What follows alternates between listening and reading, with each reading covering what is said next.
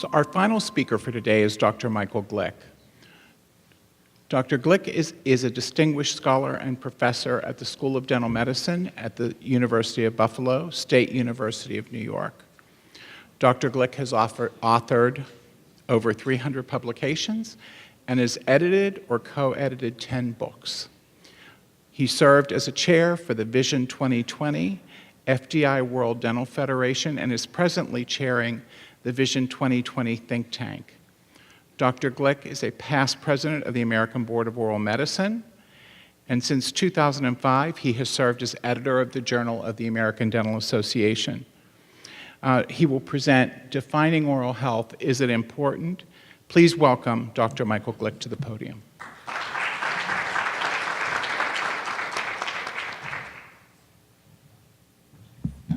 So I'm standing between you and leaving, huh?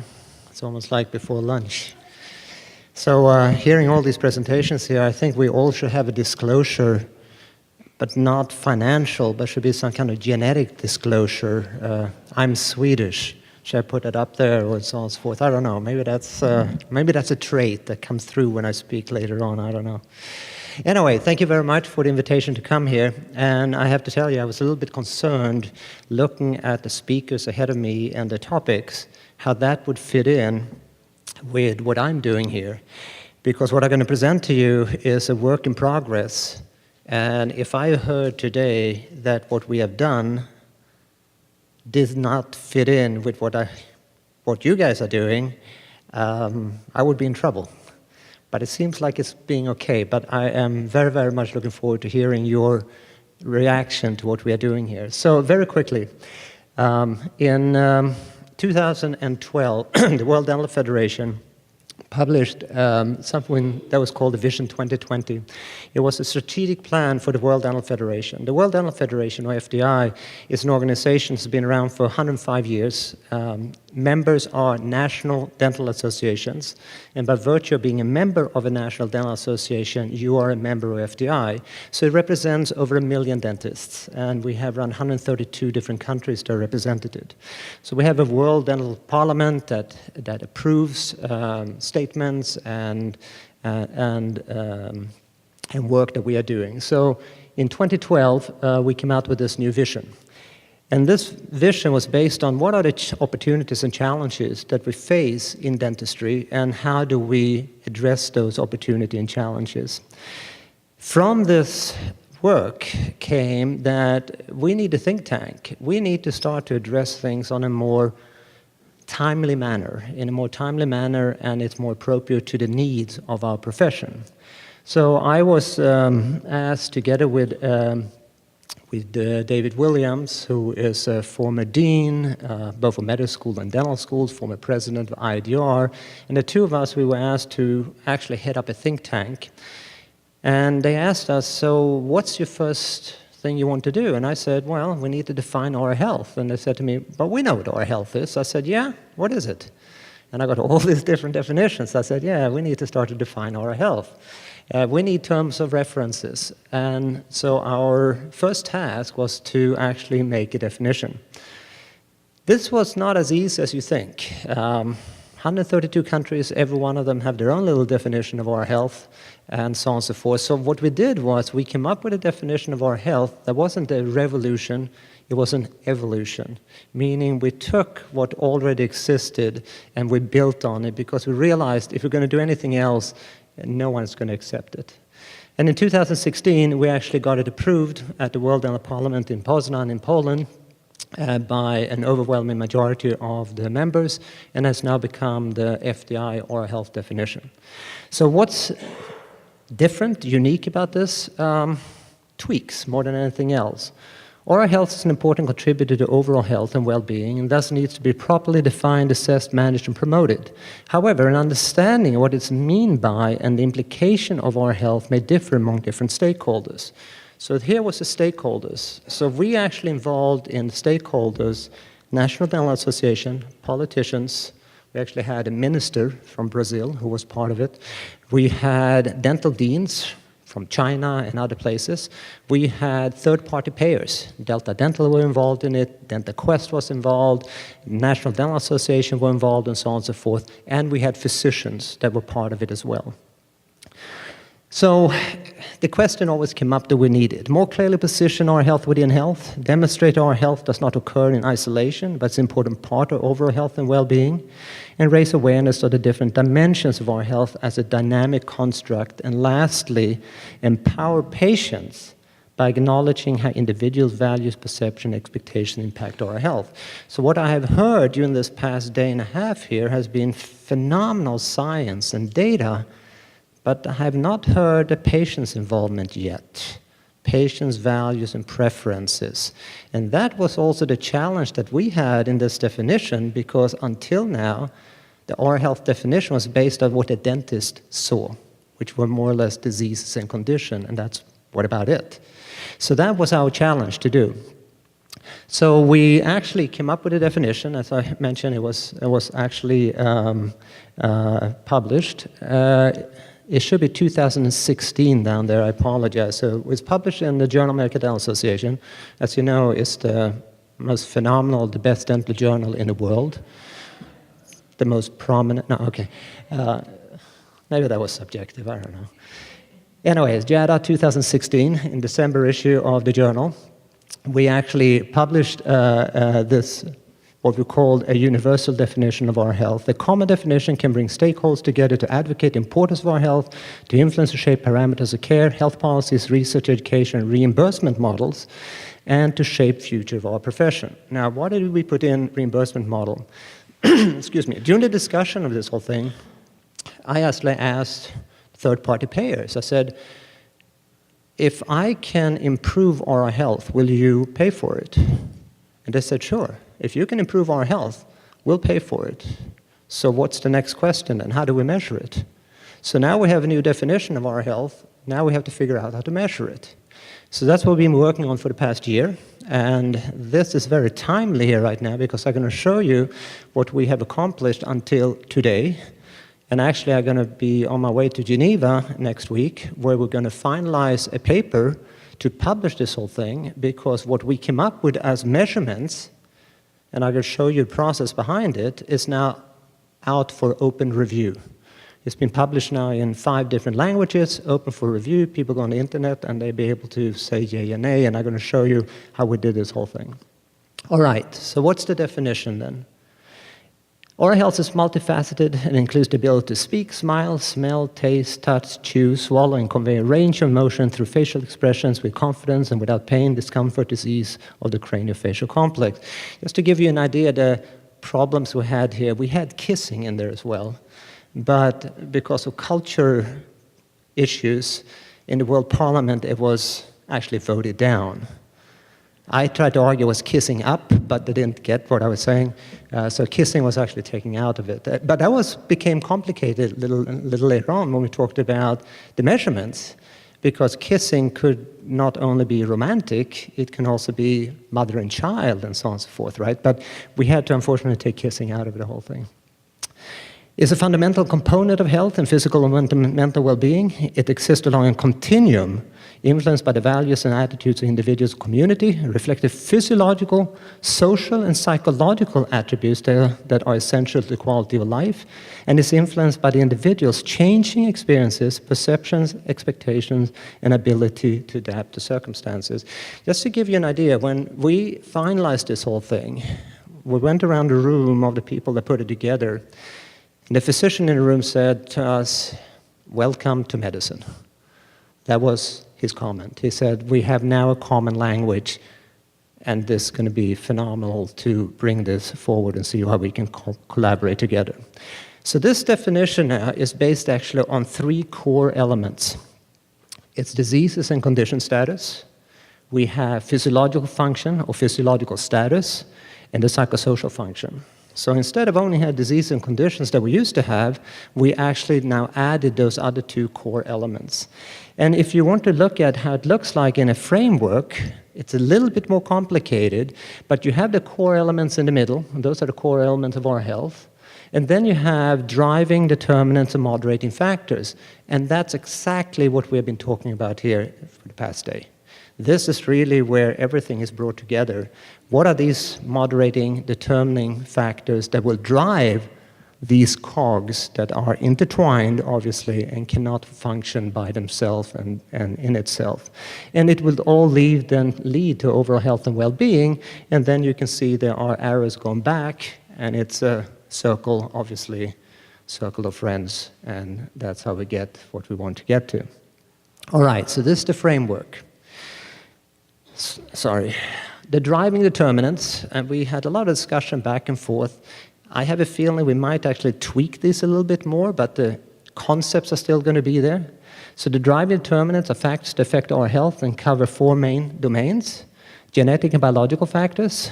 I didn't put it in because of this meeting. It was actually, we actually started with genetic and so biological factors: social environment, physical environment, health behaviors, and access to care. And then we have the moderating factors, elements that determine or affect how a person scores his or her health and include, but not limited to, age, culture, income, experience, expectations, and adaptability. So now you can imagine that putting all this together now and trying to measure this is going to be very, very cumbersome. So we did this, and as I mentioned, we have been working on it for an entire year right now. Now, we were fortunate enough to actually collaborate with an organization called ICHOM. It's the International Collaboration for Health Outcome Measures. It's an organization based in Boston and London, sponsored by Karolinska Institute in Sweden and others. And what they have been doing, they have actually looked at value-based healthcare in a way that they try to measure health conditions. Now, I'm putting this slide up here, and I'm borrowing it from ICHOM, and this is really what it was all about. If you look on the left side, you focus on mortality. In this case, it's a matter of prostate cancer. So if I only look at the left part of the slide, you will see that it really doesn't matter which of the 3 treatment sites I'm going to, because mortality is very similar. But if I now look at things that are patient-valued, such as, if you look,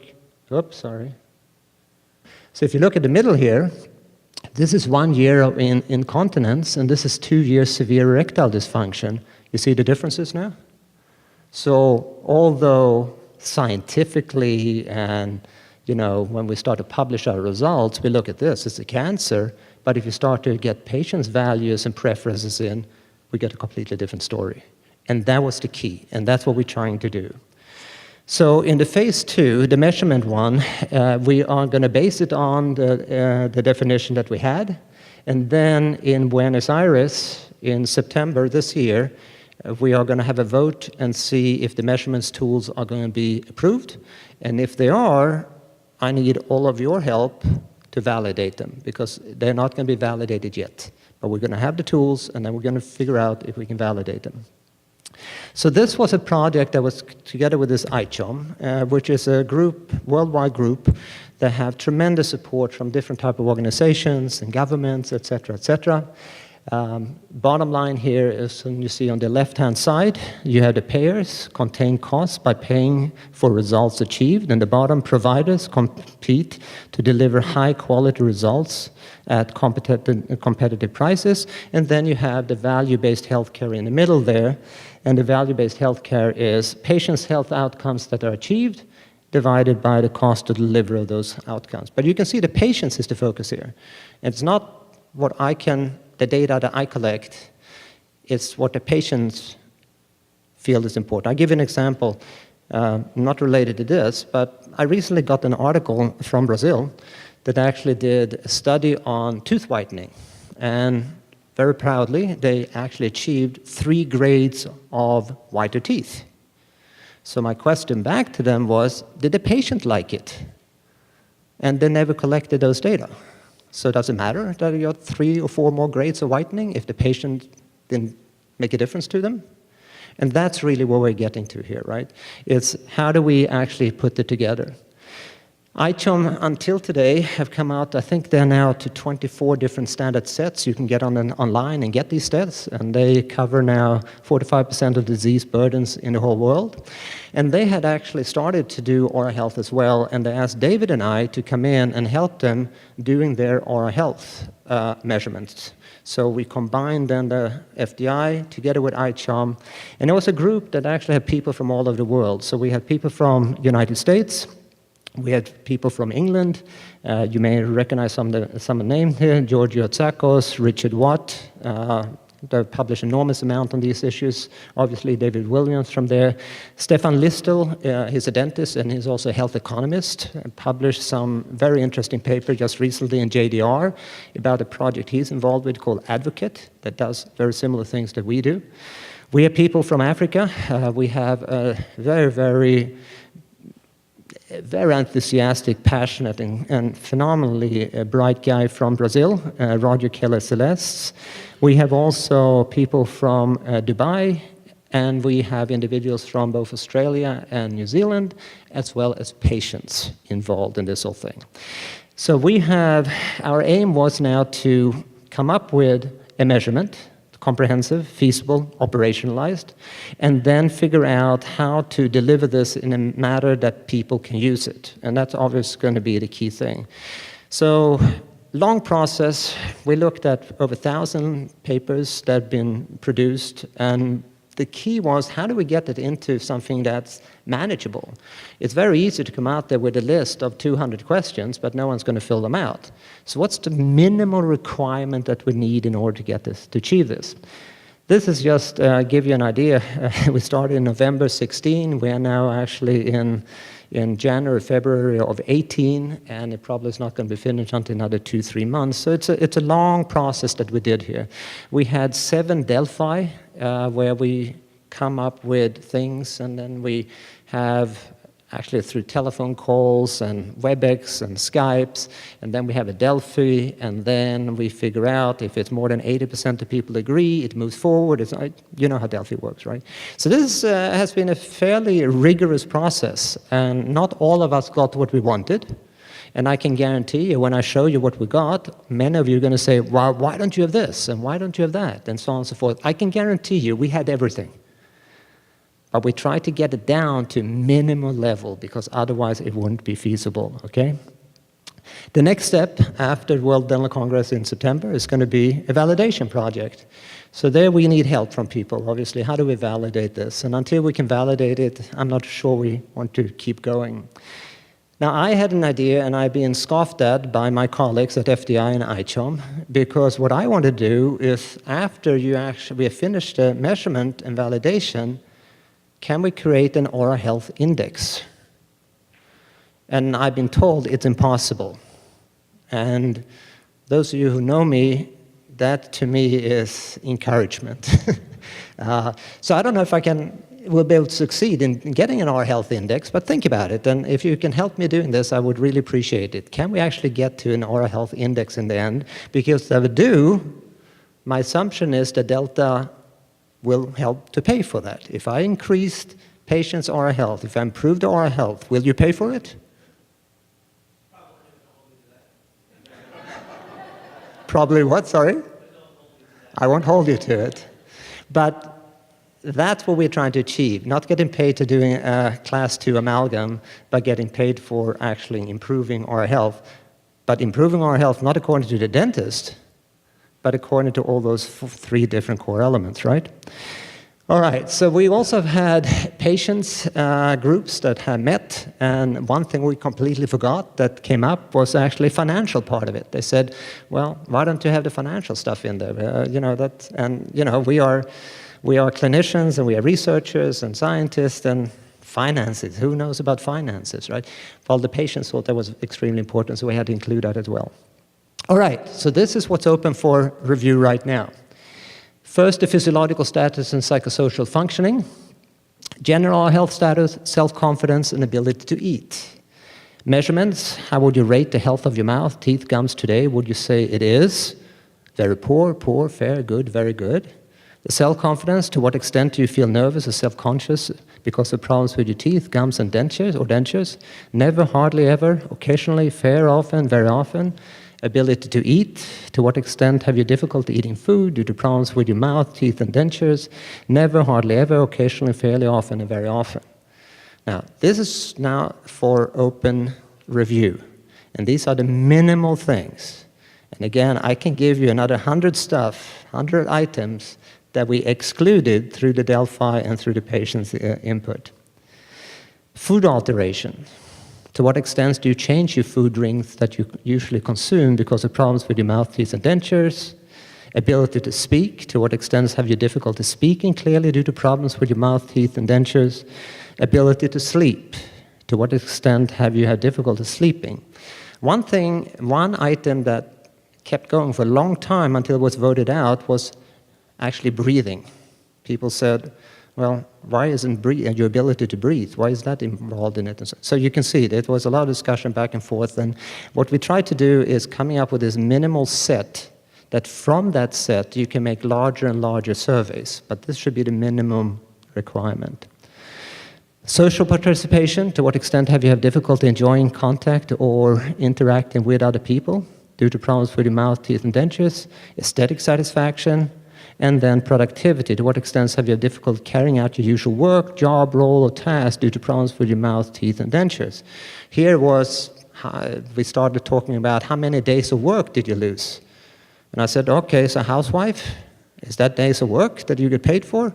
So then we come up with productivity and so on and so forth. So you can see that it was a lot of problems getting to this stuff. But something is very interesting, if you notice, the dentist doesn't determine any of this stuff. This is patient input. Everything so far has been patient input, things I really cannot measure without the help of the patient. Disease and condition, there again, I'm not going to get into detail about it, but dry mouth, sensitivity experience, oral pain, caries staging, that was a big one. Now, Kim, you talked about IC-DUS, that we obviously talked about, should we have IC-DUS or not? The problem we have is that we are creating a tool for the world. There are places that are one dentist for 118,000 patients. They're not going to use a complicated system. They may not even have an X-ray. So how do we figure out a way that we can do it very easily and pragmatically? So we did carrier staging, missing sound restored with no and new untreated disease, enamel involvement, dental involvement, pulp involvement. That's it. Okay, very, very simple. Can be more simplified? Well, one argument was, how do you know it's pulpal involvement without an X-ray? Okay, we can argue these issues back and forth, obviously, but we had to come to some kind of agreement. And then when it comes to perio, we even had bigger problems because the periodontists, they don't really have a definition of periodontal disease. They have a definition of what used to be periodontal disease, clinical attachment loss of probing depth, which means you had a disease. There's nothing there about inflammation or bleeding, et cetera, et cetera. So this is what we came up with, and it's based on, hopefully, what American Academy of Perio and the European Federation of Periodontology, they are now coming up with a new definition of perio, and I think we have a feeling that this is probably what they're going to look at. Basic periodontal examination, recorded by sextant, healthy, pristine, well-maintained clinical health, periodontal stability, pocketing less than 5 millimeter, pocketing 5 millimeter to 7, and pocketing over 7. The problem with this is that if you look at periodontal disease in the literature, and a lot of discussions today and yesterday has been about the association between periodontal disease and systemic outcomes. When you say periodontal disease in these studies, it's not the same periodontal disease. There are like 14 different definitions, 50 different parameters being used, so we're trying to get it into one single parameter, good, bad, and ugly, but that's what it is. And then bleeding on probing. Then we have the driving determinant moderating factors, chronic medical conditions, other or health conditions, pregnancy status, current tobacco use, and they again being measured. We have current alcohol use, sugar consumption, and the type of treatment the patient received, which we thought was very important as well. And then complications within the next 30 days. Patient satisfaction of care, patient satisfaction, not the dentist. The financial burden of care, which again was something that the patients insisted we should have in there, and we think it was very important. And then lastly, some other factors such as age and gender. And that's it. Okay?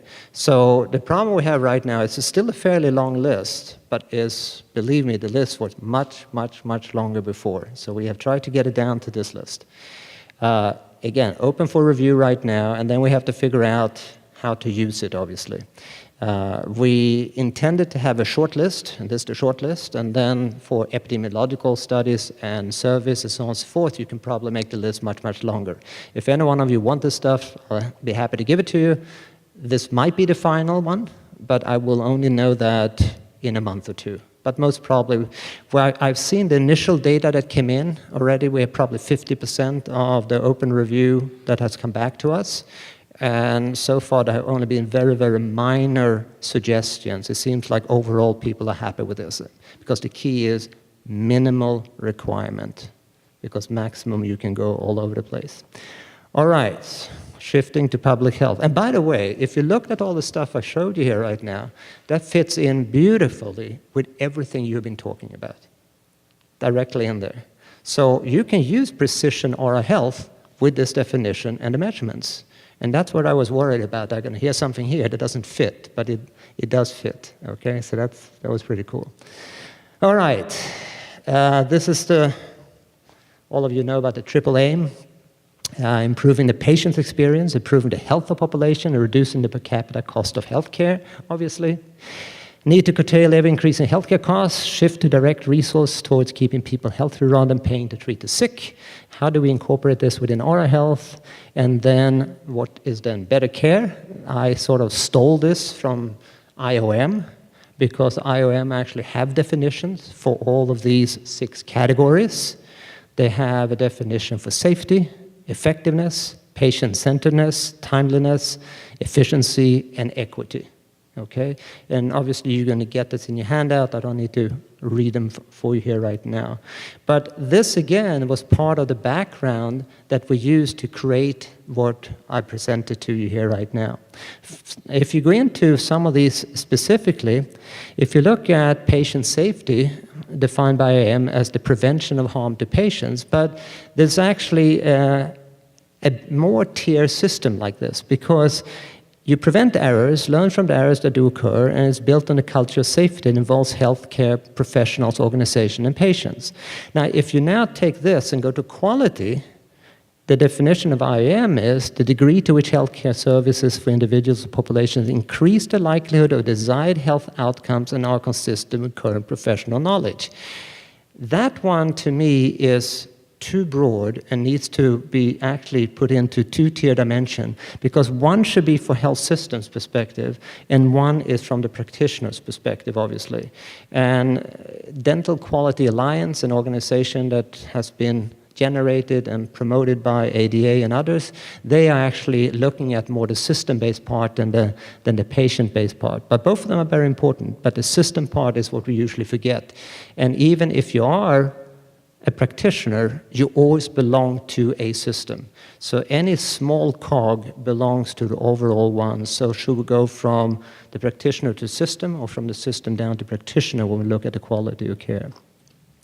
Oral healthcare professionals need to understand that achieving our health in individual practice setting is part of a bigger system. Oral healthcare professional must work with other healthcare professionals to achieve health for populations. Achieving patient-centered outcomes need to be incentivized. And we also believe that we need to include the 3 core elements that was part of this FDI definition. Another thing we started to do is we have also started to collaborate with the Non-Communicable Disease Alliance. The Non-Communicable Disease Alliance, the 4 major ones is chronic respiratory disease, cardiovascular disease, diabetes, and cancer. And David Williams and I, we are the representative to these NCD alliances.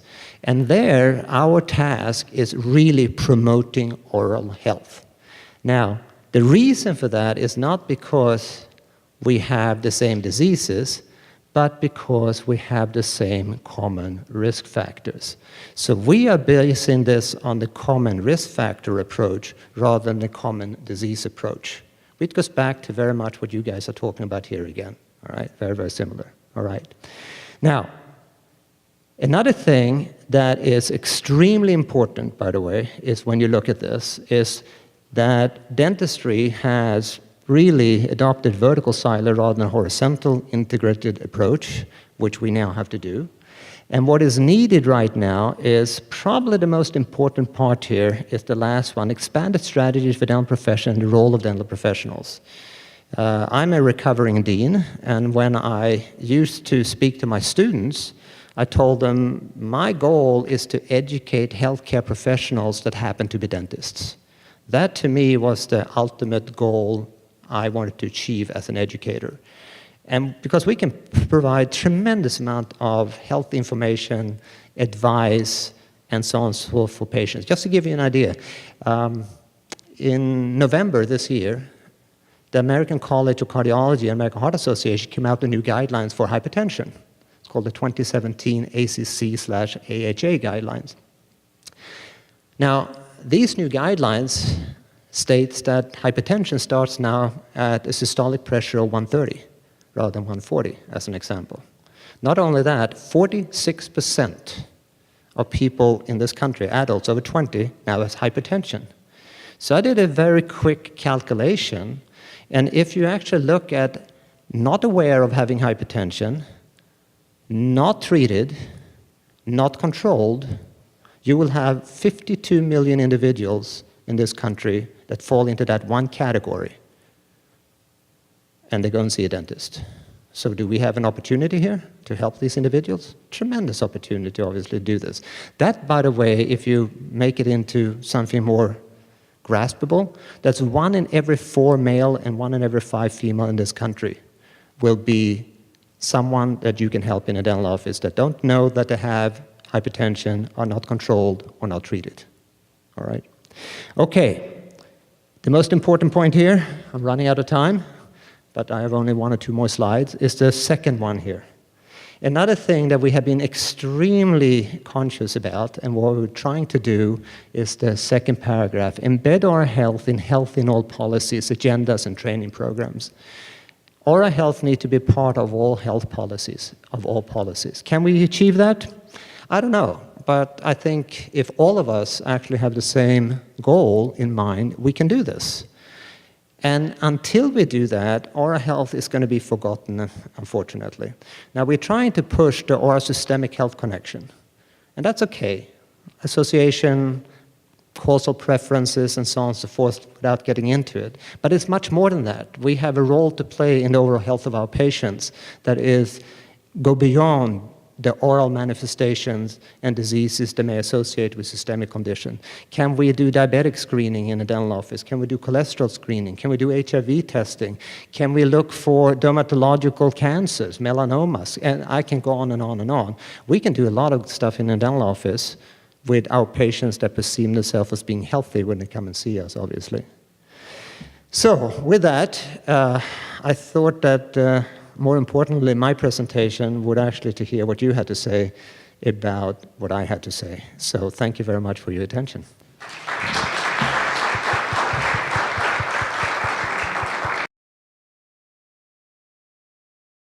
Thank you. That was wonderful and giving us an idea of what's coming up in the future. That's certainly great.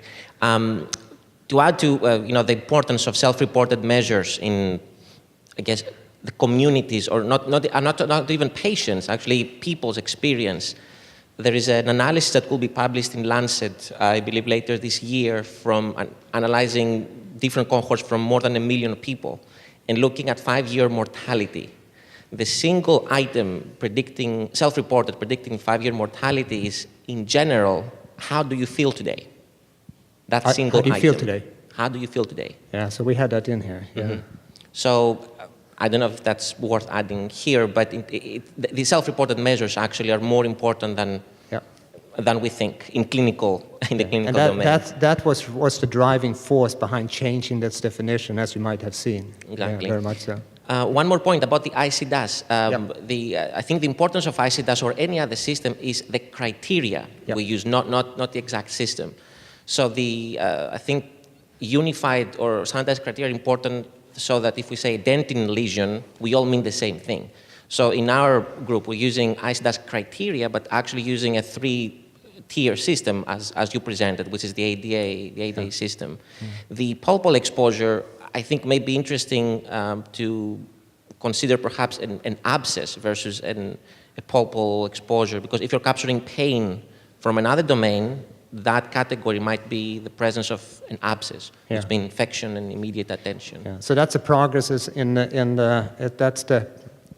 the pathological process that you've taken another additional step, where you now have actually developed an abscess and fistula, et cetera, all that was discussed, and the question was, how do we do it easy, how do we do it? So obviously, if you have an abscess, a fistula, yes, you have pulpal exposure. Could we actually go one step earlier than that? I don't know. So this needs to be validated. As I said, this needs to be validated, and hopefully the vast majority of stuff we have here can be used somehow and used efficiently and effectively and so on and so forth, and in different areas, both when it comes to a clinic in their practice, a practicing dentist, as well as from a public health standpoint. But we are open to anything. Any and everything that can make this better would be good. But just remember, minimal criteria. That's a tough one. That's really a tough one. One more quick point. Please. The validation exercise, I think, will be illuminating with regard to the importance of language. Yep. We've tested some items in the community between English speakers and Spanish speakers. And the items that include poor, fair, good, very good, excellent, tend to work differently. Several Spanish speakers, and I'm not a Spanish speaker myself, I understand Spanish, but they might answer good, whereas really they're excellent. But for some reason they would say good or very good. So these will come up in the validation, and some things will be probably fine-tuned, but it's an interesting exercise to see how in different languages worldwide these will be recalibrated. So this has now been translated into 5 different languages, by the way, so far. I think it's Spanish, French, German, Japanese, and Arabic. That's where we have it in right now, by the way. But even more illuminating, I think, is going to be, forget about the language, but the culture where you are putting this. And that's why it's very hard for FDI, like being in this world organization, to say, this is what you're going to do, and then everyone in the world is going to follow it. It doesn't work that way, all right? So, yeah, we have a very interesting way ahead of us, but I think we're going to learn a lot. Yeah. Michael, I think the FDI is lucky to get you, and Thank you. You're really doing a very important thing. Using the IOM information is a really terrific idea. 2 years ago, the IOM changed its name to the National Academy of Medicine, so you might want to change those. Well, I kept it on details. purpose because it was actually generated when it was called IOM. That's why I kept it. I know about the change. Yeah, but thank you. Thank you for educating Howard Pollock here. Educating us about oral health. We didn't know anything about oral health before. You didn't know what you were dealing with the past 40 years, huh? Correct me if I'm wrong, but I didn't see anything in the demographic variables about race or ethnicity or culture. And you're dealing with global oral health, and so how are you going to be able to distinguish when you analyze the data between Native American population, populations that have extraordinary amounts of disease but may tolerate it and may feel like, oh, I'm pretty good compared to my neighbor. What about comparing yourself, like self-reported index of satisfaction? How do you compare yourself with your neighbor or somebody else in your culture? Yeah. Now, all these, and believe me, all this was discussed.